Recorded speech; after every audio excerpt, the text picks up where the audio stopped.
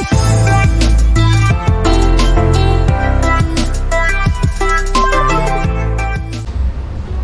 Everyone, the Vartika show में वर्तिका आप सभी का बहुत बहुत स्वागत करती है। एक बहुत अच्छी सी लाइन बोलती हूँ कि कभी कभी नेगेटिव सिचुएशन जब लाइफ में आती हैं तो हम उसमें और नेगेटिव हो जाते हैं, लेकिन जब कभी नेगेटिव सिचुएशन आती है तो कभी कभी कुछ लोग उसमें उभर के भी आ जाते हैं। जी हाँ, अगर हम बात करते हैं एक छोटे से बच्चे की, अरे बहुत छोटा नहीं लेकिन हाँ वो बच्चा ही है, जस्ट 14 ईयर्स का है। तो देखिए, जब उसको अपॉर्चुनिटी मिली कि लॉकडाउन हुआ जहाँ पे सब लोग इतने परेशान हो गए थे कि क्या होगा, सब जगहों की नेगेटिविटी एक घर से दूसरे घर में पहुंच रहे थे, लेकिन वहाँ पे ही एक प्रतिभा उभर रही थी। तो वही चीज़ हम भी अपनी लाइफ में कर सकते हैं और आयुष से हम बहुत कुछ सीख सकते हैं। आयुष कर जो कि 14 ईयर्स के हैं, 9th स्टैंडर्ड में पढ़ते हैं, उनकी मम्मा और आयुष दोनों हमारे साथ हैं। तो एपिसोड शुरू करें उससे पहले उनसे कुछ बात करते हैं। तो आयुष, सबसे पहले द वर्तिका शो में रीमा जी आपका और आयुष का बहुत बहुत स्वागत है। थैंक यू सो मच, आपने अपॉर्चुनिटी दी आपके शो में आने के लिए। आयुष, तुमसे हमें बहुत कुछ सीखने को मिल रहा है, तो ये हमारे लिए भी एक अपॉर्चुनिटी है और व्यूअर्स के लिए भी है। आयुष, सबसे पहले मुझे ये बताओ कि एक इस एज में कोई सोच ही नहीं सकता कि एक बच्चा मतलब किचन में जाके भी, आजकल के जो बच्चों की बातें आती है कि भाई इतना सा काम भी अगर उन्हें बोल दिया जाए तो वो करना पसंद नहीं करते। करना पड़े वो एक अलग बात है, लेकिन इसी एज में आपने इतने अच्छे मैंने आपका इंस्टा देखा था, उसमें इतने अच्छे आपने केक्स बना रखे थे और भी बहुत सारी चीज़ें, आप ऑर्डर्स लेते हैं लोगों के, है ना। और उसके अलावा बहुत सारी कुकिंग इसके अलावा शौक से करते हैं कि भाई मम्मी पापा परेशान ही हो जाए खा के तो कैसे? शुरू से कुकिंग में मेरा बहुत ज़्यादा इंटरेस्ट रहा है, बिकॉज मैं खुद एक बंगाली फैमिली से हूँ जहाँ पे दोपहर के लंच में भी 7 तरह के खाने एक प्लेट में होते हैं। तो उस एनवायरनमेंट में रह के जब खाना एक इतना इम्पोर्टेंट चीज़ हो जाता है कि मैंने गैस चलानी शुरू कर दी थी जब मैं 4 साल का था। शुरू में मम्मी को चाय वाय देता था, बिकॉज मम्मी की तब तबीयत थोड़ा ख़राब रहती थी। बट बाय द टाइम मेरा इंटरेस्ट कुकिंग में भी शुरू हो गया, तो I use to cook a lot. Like कभी मम्मी घर पे नहीं है तो आइदर सब्जी बना लो, रोटियाँ बना लो, चावल उबाल लो। हाँ, ये सब मेरा अभी भी रेगुलर का काम है। जैसे अभी मम्मी खुद काम पे रहती है तो फिर मम्मी बोलती है कि मेरे को एक सब्जी बना के रख लेना, एक चावल उबाल के रख लेना, फिर रोटियों का आटा लगा के रख देना। तो ये सब में मेरा था। बट मेरे को एक चीज़ बहुत ज़्यादा इंटरेस्टिंग थी कि मुझे कभी केक बनाना है। और केक जनरली जिनके पास ओवन नहीं होता था वो कुकर वगैरह बनाते थे, बट मैंने ट्राई नहीं किया क्योंकि मुझे पता था मुझे बनाना है तो मैं ऑथेंटिकली ओवन में ही बनाऊंगा। तो पिछले लॉकडाउन के 1 महीने पहले पापा ने मेरे को एक ओवन ला के दिया। वो बहुत कोइंसिडेंट था कि हमें मिल गया और हम ले आए। तो उसी के 1 महीने बाद लॉकडाउन भी आ गया, तो फिर मैं इतना खुश हुआ कि ओके अभी तो कोई स्कूल कुछ भी नहीं है, so I can literally start with ना बेकिंग का ये सब करना। तो मैं केक बनाने लगा, मेरे को उसमें बहुत इंटरेस्ट आने लगा। तो मैं लिटरली एवरी डे, एक दिन भी नहीं छोड़ के मैं हर रोज कुछ ना कुछ बनाता था। केक भी नहीं तो कभी कुकीज़ बना ली, कभी टार्ट्स बना ली, लेमन टार्ट, ये सब। हाँ, ये सब मैं बहुत बनाता हूँ। फिर लॉकडाउन में ऐसे बोलते थे कि ब्रेड वगैरह बाहर से नहीं लाना चाहिए, तो घर पे पाव का जो आटा लगाना पड़ता है वो, तो ब्रेड नीडिंग वगैरह वो सब। तो मैं बेकिंग में हो गया था, बट मेरे घर वाले फिर मेरे से परेशान हो गए कि इतना मीठा वी कैन नॉट कंज्यूम। तो मैंने बोला कि मैं तो रुकूंगा नहीं, मेरे को तो करना है ये कंटिन्यू। तो फिर मैंने बोला कि आप लोग नहीं खाओगे तो बाहर वाले खाएंगे, तो allow me to sell them. तो फिर मैंने बोला तेरे जैसे बच्चे से कौन लेगा। फिर मैंने बोला कि कोई बात नहीं, अब तो ये चैलेंज हो गया। हाँ, तो अब तो हमें कुछ ना कुछ तो करना है। तो फिर मैंने धीरे धीरे बेकिंग स्टार्ट करा एंड पूरे लॉकडाउन में स्टार्टेड टेकिंग ऑर्डर्स। जो भी मेरे पहले पहचान में थे उनसे मैंने लिया। फिर मैंने इंस्टाग्राम किसी के बोलने से थोड़ा सा शुरू करा, तो वो भी बहुत अच्छा ग्रो हो गया। वहाँ से भी ऑर्डर्स आते हैं, काइंड ऑफ बैलेंस करके। Wow, that's good. आयुष के बारे में बता दूं कि आयुष जो है ये जो केक सिखाएंगे वो हमें पबजी केक सिखाएंगे। और आपको पता ही पबजी नहीं खेलते हैं ये, कोई भी मोबाइल पे जो बच्चे आजकल के गेम्स खेलते रहते हैं, चैट करते रहते हैं या सोशल मीडिया पे होते हैं, तो ये कहते हैं मैं इंस्टा पे भी बहुत कम रहता हूँ और बहुत ज़्यादा उनको शौक नहीं है कि वो इंस्टाग्राम पे बैठे बैठे कुछ करते रहें, सिर्फ ये अपने काम में बिजी रहते हैं। तो आयुष की मैं बहुत अच्छी बात कहूँगी सच्ची में, क्योंकि बच्चों को ऐसा ही होना चाहिए। और जो बच्चे दूसरे ट्रेंड पे जा रहे हैं तो वो आयुष उन सब के लिए बहुत बहुत बड़ा एग्जाम्पल सेट कर रहे हो, क्योंकि जो पबजी खेलते हैं वो पबजी खेलते ही रह जाते हैं और बाकी जो लोग हैं वो ज़िंदगी में कुछ कर जाते हैं और उन्हीं की चीज़ों को लोग फिर देखा करते हैं। रीमा जी, आप आयुष की मम्मा हैं, आयुष के लिए क्या कहना चाहिए? कितना ब्लेस्ड फील करती होगी आप कि आयुष ने इतना भी बताया कि आपको एक बेटे का बोल रही है भाई चपाती बना लेना, खाना बना लेना, सब्जी बना, मसाला पराठा इसको बहुत पसंद है। मतलब कुछ भी नहीं हो ना तो उसमें मसाला डाल के पराठा के अंदर, मम्मा आपके लिए भी रेडी और मैं भी खा लेता हूँ। तो कुछ ना कुछ जुगाड़ लेके जो भी घर पे बचता है उसको एक साथ लेके खा लो। तो इसको शौक है, बचपन से कुकिंग का बहुत शौक है। तो फिर रीमा जी, जैसे आप इसके लिए कुछ कहना चाहेंगे या कुकिंग के अलावा ये कुछ और करते हैं? हाँ, ये क्लासिकल कथक भी डांस सीखा हुआ है, अभी भी रनिंग में था लेकिन अभी थोड़ा दिन मतलब एग्जाम अच्छा। के लिए अभी इसको स्टॉप किया। ओके, तो कॉम्पिटिशंस वगैरह में हाँ, पार्टिसिपेट? पहले मतलब 3 इयर्स जब ये 7 ईयर का था ना तभी इसको बहुत ज़्यादा डांस का शौक था तो मैंने इसको उसमें डाला था सेमी क्लासिकल में। ओह। तो देखा तो ठीक है, बहुत अच्छा लेवल पे जा रहा था लेकिन उसमें कुछ इसको आगे मतलब इतना नहीं जाना था जितना उसको डिग्री वगैरह चाहिए था। फिर मैंने उसको मूव ऑन करवाया, क्लासिकल में डाल दिया। Like only Kathak. और जैसा कि आपने मुझे बताया कि इसने काफी अवार्ड्स भी जीते हैं। हाँ, बहुत और ज़्यादा। रेमो डिसूजा वगैरह के साथ भी मैंने आयुष की जो है पिक्स देखी हैं कि ये सरोज खान जी वगैरह के साथ भी रहा हुआ है क्योंकि डांस इसका फील्ड रहा। तो आयुष में मतलब आप ऑनलाइन क्लासेस भी लेते हैं आयुष, इनकी वर्कशॉप भी चलती है। तो आप जब देखेंगे इनके पास इतनी सारी बारीक बारीक चीज़ें हैं जिनकी उसको नॉलेज है। और आयुष, जैसा कि आपने मुझे बताया कि कई बार इनिशियली जब स्टार्टिंग का टाइम था आयुष का तो इन्हें 18 घंटे लग जाते थे और ये रात को अपना केक बनाना जब भी कुछ बनाना बैठते थे और सुबह तक उसको करते रहते थे। तो मीन्स ये है कि आयुष, आप क्या कहना चाहेंगे कि मेहनत और हार्ड वर्क तो चाहिए, डेडिकेशन भी चाहिए जी। तो उस समय पूरी रात जब आप लगते थे तो कैसा लगता था? मतलब ये ना मेरा रोज का रूटीन था बिकॉज जब मैं ये सब भी नहीं करता था, जब मैं स्कूल भी जा रहा हूँ अभी मैं, तो पहले ऐसा था कि होमवर्क नहीं कंप्लीट हो तो कितनी भी रात हो जाए मुझे स्कूल में जाके डांट नहीं खानी है। वाह। मैं पूरा कंप्लीट करूंगा देन ओनली मैं सोऊंगा। तो वो सब मेरा हैबिट में कि कोई चीज़ को अधूरी नहीं छोड़नी है। अगर एक बार लिया है तो I have to complete that. और ऑर्डर्स में तो क्या होता है कि कोई घर में तो कोई है नहीं, कोई बाहर से लोग दे रहा है तो उसमें और भी जिम्मेदारी बढ़ जाती है, जो रिस्पॉन्सिबिलिटी होती है। तो उसकी वजह से तो वो कुछ फील नहीं होता, वो तो सबके फील में होता है। आज नॉट जस्ट कुकिंग, डांसिंग और एनीथिंग। आर्टिस्ट लोग भी होते हैं, वो खुद का भी अपना पेंटिंग करते रहते हैं until unless वो खत्म नहीं हो जाता। खत्म नहीं होता, एग्जैक्टली। और यही होना चाहिए जी, है ना? Consistency, continuity, hard work, dedication, जो बातें हम लोग सुनते हैं आयुष इतनी सी एज में उन बातों को अपनाते हैं। तो आयुष, आपकी टीचर्स जो होंगी स्कूल की वो बड़ी खुश रहती होंगी आपसे। तो आयुष, मतलब सभी लोग आपसे बहुत खुश रहते हैं और द वर्तिका शो में आज मैंने भी बहुत अच्छी टीचिंग आपसे ली है और यही सब लोग आपसे भी लें कि किस तरीके से डेडिकेशन और हार्ड वर्क के साथ, एक कंटिन्यूटी के साथ हमें अपने जो डेस्टिनेशन होता है हमारा उस तक पहुंचना होता है। और सबके डेस्टिनेशन अलग अलग है, तो जो भी काम आप कर रहे हैं उसको पूरे डेडिकेशन के साथ और हार्ड वर्क के साथ करते रहिए, है ना? तो आयुष, आज आप पबजी रसमलाई केक बनाने जा रहे हैं जी। और पबजी कभी आपने खेला नहीं है? नहीं। उसके बारे में कुछ भी नहीं पता है? नहीं, कुछ भी नहीं पता है। इंटरनेट से सारे रेफरेंस लिए हैं मैंने। अच्छा। फिर मैं क्वेश्चन वाला जो था ना, एक्शन। तो आयुष, सभी लोग आपको बहुत प्यार करते होंगे, है ना?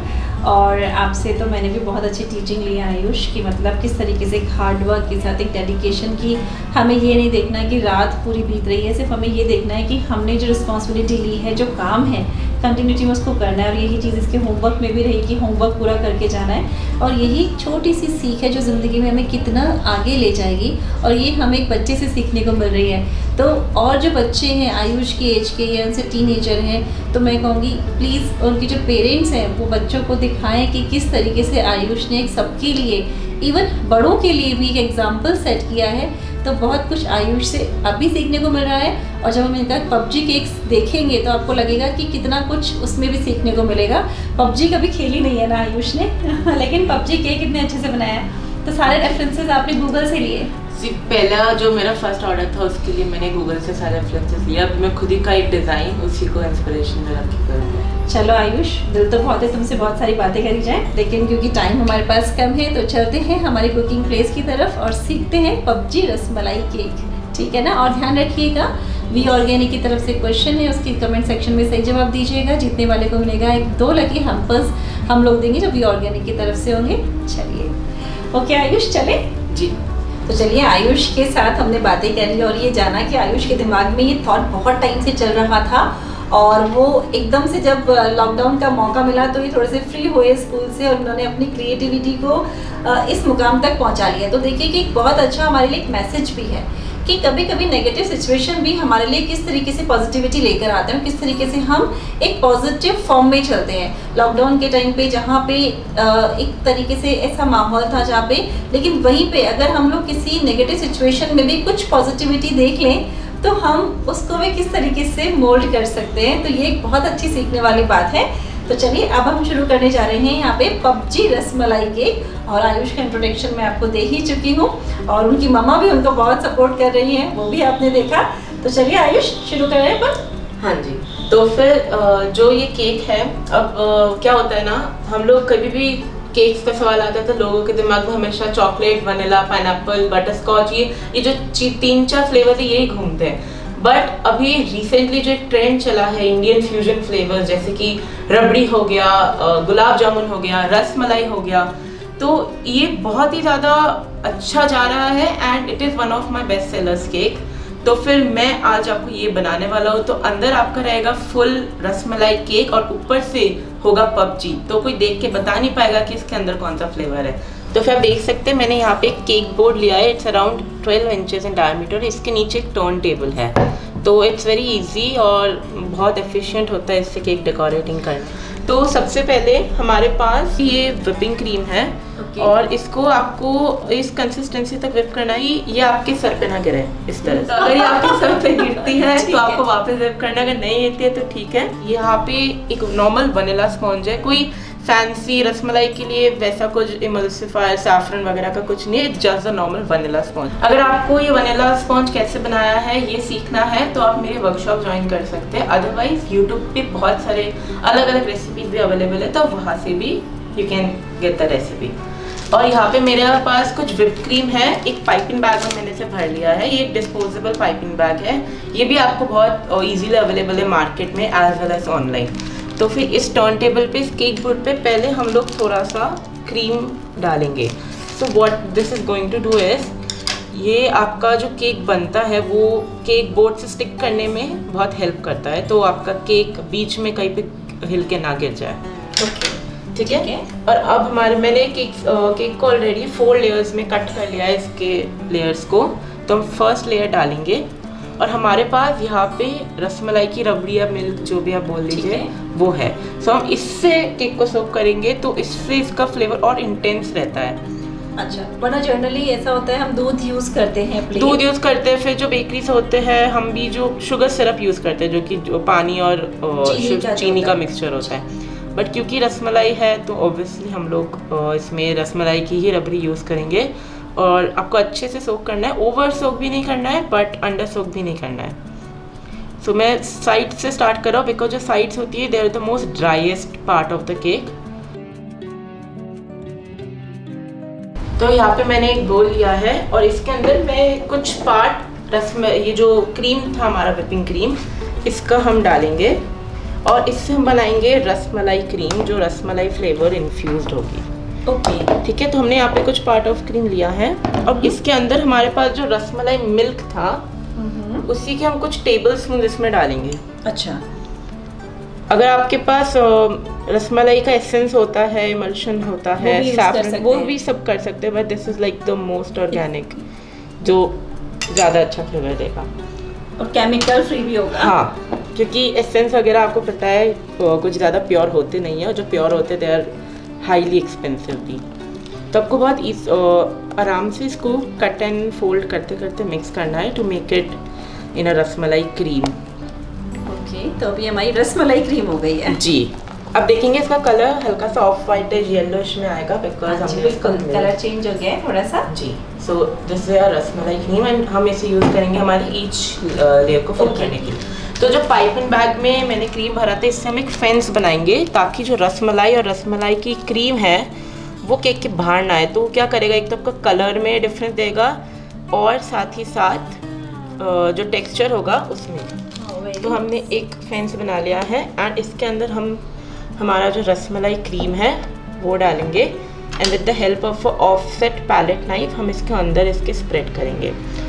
अब जो क्रीम क्वांटिटी होती है वो आप पे डिपेंड है। अगर आपको ज़्यादा चाहिए तो ज़्यादा भी डाल सकते हैं, कम चाहिए तो कम भी डाल सकते हैं। मैं एक मीडियम जो डाला जाता है उसके अकॉर्डिंग डाल रहा हूँ। अच्छा, अभी मेरे पास ये कुछ रसमलाई है जिसको मैंने कुछ इस तरह से, जो ये रसमलाई के छोटे-छोटे रसगुल्ले पीसेस। होते हैं उनको आपने जी। पीसेज यानी क्रश एकदम हाँ ऐसे काइंड ऑफ क्रश करा है।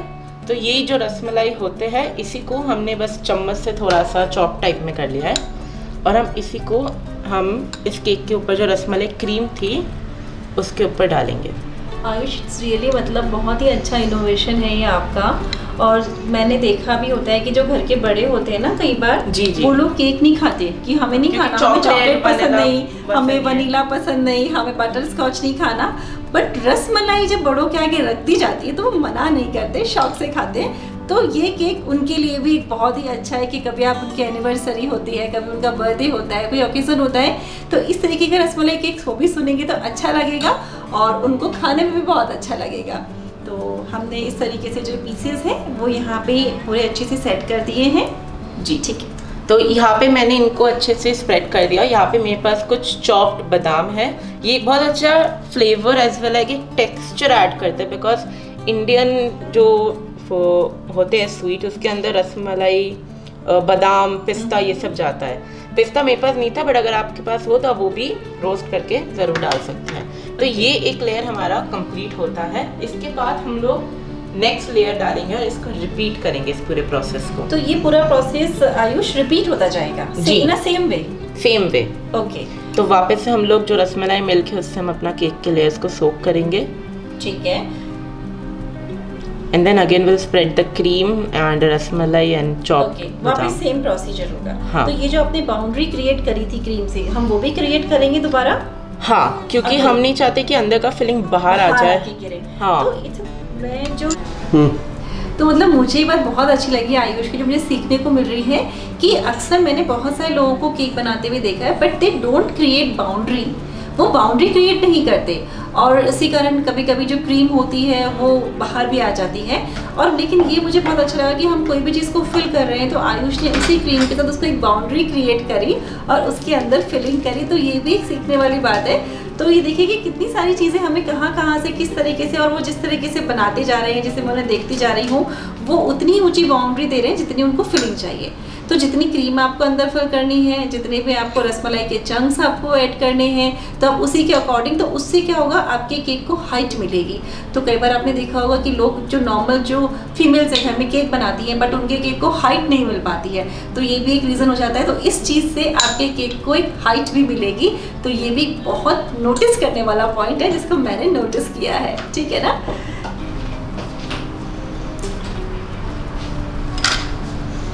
और इसको साथ ही साथ आपको एक क्रम कोट देना भी ज़रूरी होता है, बिकॉज जो क्रीम केक्स होते हैं उनकी फिलिंग बहुत ज़्यादा लाइट होती है। तो उसकी वजह से जो केक के जो बेस होते हैं वो बहुत इजीली स्लाइड हो जाते हैं। आपने देखा होगा कुछ केक पार्टीज वगैरह में जब टीयर केक्स वगैरह आते हैं तो वो बीच बीच में से स्लाइड होके गिर जाते हैं, तो वो इसी कारण होते हैं। तो क्रम कोट देना बहुत ज़रूरी होता है। तो जब आप टॉल केक्स बना रहे हैं या फिर हाइट केक बना रहे हैं, स्पेशली जिसमें क्रीम यूज़ होता है, तो क्रीम लाइट होता है, उसकी वजह से आपके जो केक के लेयर्स है वो स्लाइड हो सकते हैं वाइल डिलीवरी या फिर रखे भी। उसको सिक्योर करने के लिए आपको एक क्रम कोट देके उसको केक को चिल करना बहुत ज़रूरी है। साथ ही साथ आपको इसके अंदर डॉवल्स या फिर जो प्लास्टिक के स्ट्रॉज होती है या फिर जो स्क्यूअर्स होती है उनको भी डालना ज़रूरी होता है, सो दैट आपके जो केक है वो स्टेबल रहे। तो ये जो लास्ट लेयर है हमारे पास, इसको हम पहले इसको सोक करेंगे। उसका रीज़न मैं आपको बताता हूँ। क्या होगा, अंदर की तरफ हमें इसकी सोकिंग रखनी है, तो इसका बाहर की तरफ इसमें ना कलर में चेंज आएगा और ना ही टेक्सचर में। तो पहले हम इसको अच्छे से सोक कर लेते हैं हमारे रसमलाई के रबड़ी से। आप चाहे तो पहले लेयर्स को सोक करके थोड़ा रेस्ट भी दे सकते हैं, तो ये एकदम अच्छे से अंदर तक चले जाते हैं। सो आपका टाइम भी सेव होगा, एज वेल एज एकदम डीप तक अंदर चल जाएंगे वो। तो ये वाला हिस्सा आयुष ऊपर की तरफ आएगा या ये अंदर जाएगा? ये उल्टा करके जाएगा। अब मैं यहाँ पे क्या कर रहा हूँ, आई जस्ट मेक समथिंग। तो इससे क्या होगा, केक को जो लेयर है उसको सपोर्ट मिलेगा, सपोर्ट प्लस स्टिक होने में हेल्प होगा। ओके।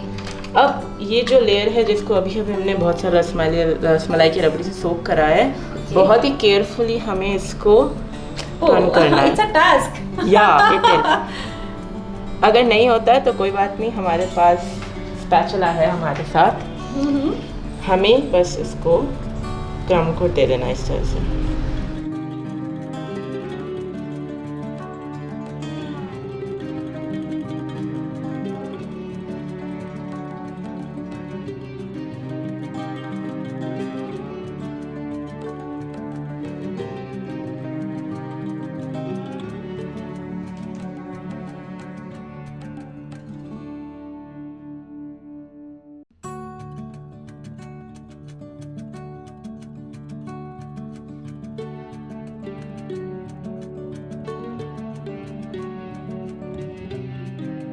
तो हमारा केक जो है वो क्रम कोट हो चुका है पूरी अच्छी तरह से। अब हम इसको फ्रिज में रखेंगे एटलीस्ट 15 to 30 मिनट्स के लिए, तो जो फिलिंग है और जो ये पूरा केक है वो अच्छे से सेट हो जाएगा, स्टेबल हो जाएगा, और उसके बाद हम लोग इसके ऊपर अपनी मेन कोटिंग देंगे। ओके ठीक है। तो आप इसे फ्रिज में रख दीजिए। तो आपको तो पता है कि ये पबजी रसमलाई केक है, तो पबजी का जो लुक आएगा, जैसे जो उसमें कि हम बॉम्ब्स बनाएंगे या गन बना रहे हैं, तो आयुष वो बनाने जा रहे हैं, और किस तरीके से बनाएंगे ये आप देखिए। तो यहाँ पे मेरे जो छोटे छोटे फॉन्डेंट के आर्टिकल्स चाहिए होंगे पबजी केक के लिए, वो मैं भी बना रहा हूँ। ये यहाँ पे मेरे पास कुछ रेड फॉन्डेंट आप देख सकते हैं। सो मैं इसको हल्का सा नीड कर रहा हूँ सो दैट ये थोड़ा सा सॉफ्ट हो जाएगा। एंड देन इसके अंदर हम थोड़ा सा टाइलोस पाउडर डालते हैं। ये टाइलोस पाउडर है, इससे क्या होता है आपका जो फॉन्डेंट होगा वो ड्राई हो जाएगा जल्दी से, और हार्ड भी हो जाएगा, बिकॉज रेनी सीजन में फिर वो मॉइस्चर ले लेता है एंड देन वो सॉफ्ट और सॉगी हो जाता है, वो नहीं होगा। तो वी जस्ट गोना ऐड थोड़ा सा टाइलोस पाउडर इसके अंदर, और इसको अच्छे से नीट कर लेंगे इसके साथ।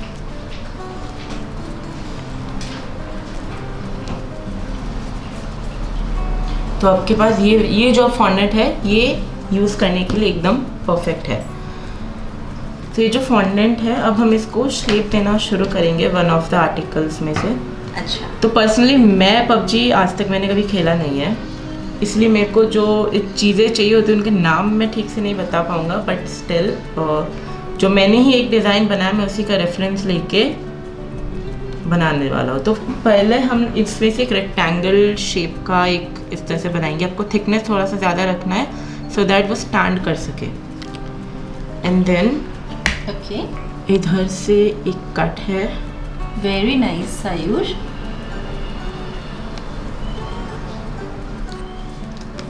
ठीक है, एंड अब हम इन कुछ टूल्स का यूज़ करेंगे।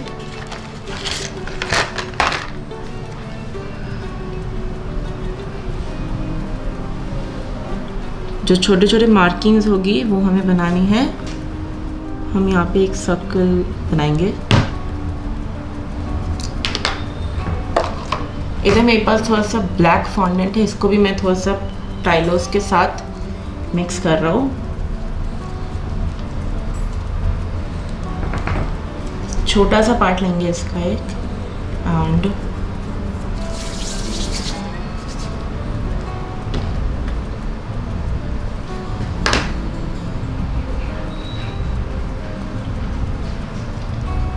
इसको आपको इस तरह से खड़ा करना है, मेक श्योर ये स्टैंड हो सके। एंड देन सेम टूल की मदद से यहाँ पे कैविटी बनाएंगे। यहाँ पे मेरे पास थोड़ा सा पानी है ब्रश के अंदर, मैं इसको यहाँ पे लगाऊंगा so that this thing can stick इसके साथ। और ये आपका ये रेडी हो गया है। इस आर्टिकल को हम साइड में रख देंगे इस तरह से। ओके, नाउ हम सेकेंड आते हैं। एक हमें बॉम्ब बनाना है, उसके लिए I have here some green fondant. ये देख सकते हैं डायरेक्टली डब्बे से निकला है। तो अभी इसके अंदर हम will just add a little bit of tylose and then इसको भी नीट करना है।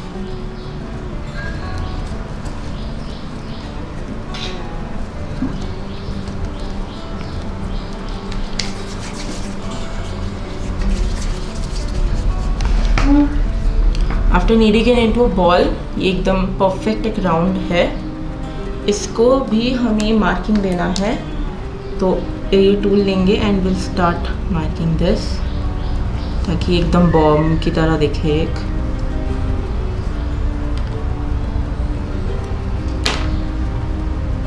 कुछ इस तरह से। एंड देन अगेन यहाँ पे एक कैविटी बनाना पड़ेगा हमें।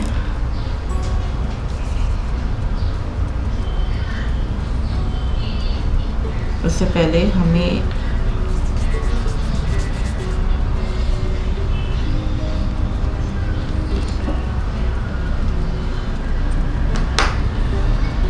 थोड़ा सा वाटर लेंगे हम स्टिक करने के लिए इसको इधर।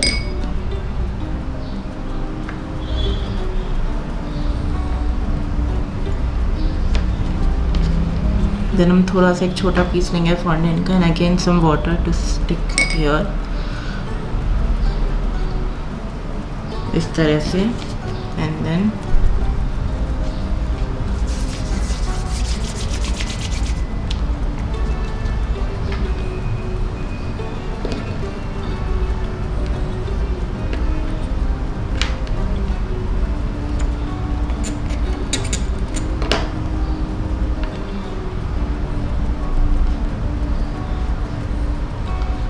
तो इस तरह आपका ये जो बॉम्ब है ये भी रेडी हो गया।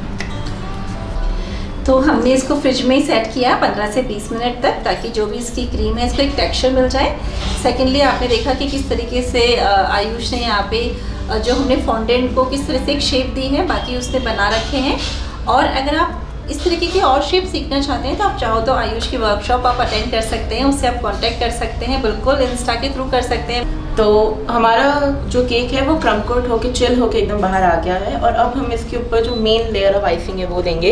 यहाँ पे मेरे पास कुछ रिमेनिंग व्हिपिंग क्रीम है एंड मैं इसको अब स्टार्ट करूँगा। तो सबसे पहले मैं $1 क्रीम केक के ऊपर रखूँगा and with the help of my palette knife मैं इसको जेंटली टू एंड फ्रो इस मोशन की तरह इस तरह से स्प्रेड करूँगा। तो ये इवनली हर जगह स्प्रेड हो जाएगी।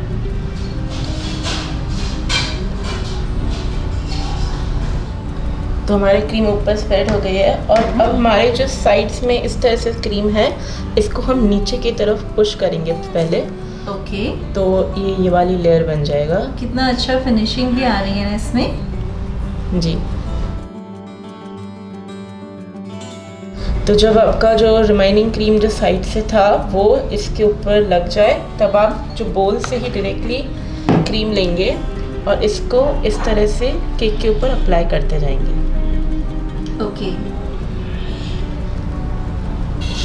ये आपके ऊपर है, आपको कितना थिन कोटिंग चाहिए और कितना थिक। अगर आपको क्रीम ज़्यादा चाहिए तो ज़्यादा लगा सकते हैं, अदरवाइज मेरी तरह एक थिन कोटिंग दे सकते हैं। तो यहाँ पे मैंने एक स्टील स्क्रैपर लिया है, इसको बेंच स्क्रैपर भी कहते हैं, और मैं इसको केक के 90 डिग्री पे रखूँगा बोर्ड के एडजस्टेंट एकदम, और इसको एकदम स्लाइटली आपको मूव करना है अंटिल आपको एक स्मूथ फिनिश मिल जाए और sharp edges. After through 2-3 rounds अगर आप जहाँ पे भी कम क्रीम है आप बाहर से इसकी मदद से क्रीम लेके उन जगहों पर आप लगा सकते हैं।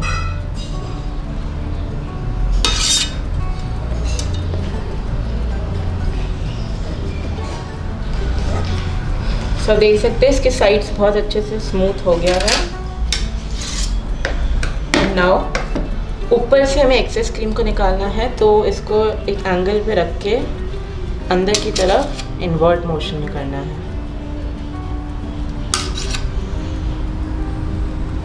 ये आपका ब्लैंक जो कैनवस है वो रेडी हो गया। इसके ऊपर आप कुछ भी कर सकते हैं। एंड नाउ हम अपने जो फॉन्डेंट आर्टिकल है पबजी वाले विल स्टार्ट एडिंग दिस। ठीक है, बहुत जेंटली आपको इनको रखना है।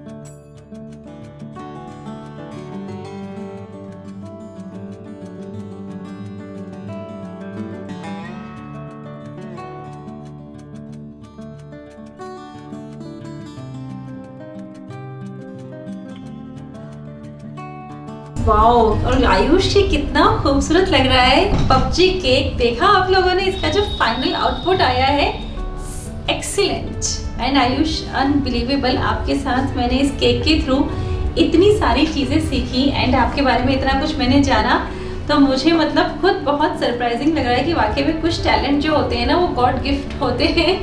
तो ये जो टैलेंट है वो गॉड गिफ्टेड है। लेकिन हाँ, अगर आप लोग भी इसको अस्त्र सीखना चाहते हैं, डेली प्रैक्टिस करना चाहते हैं, क्योंकि आयुष ने भी इन सब चीज़ों को जब किया तो उसको एक एक केक बनाने में इनिशियली उसको जब ऑर्डर में बड़े बड़े केक बनते थे तो ही सेड कि मुझे 18 घंटे तक लग जाते थे स्टार्टिंग में।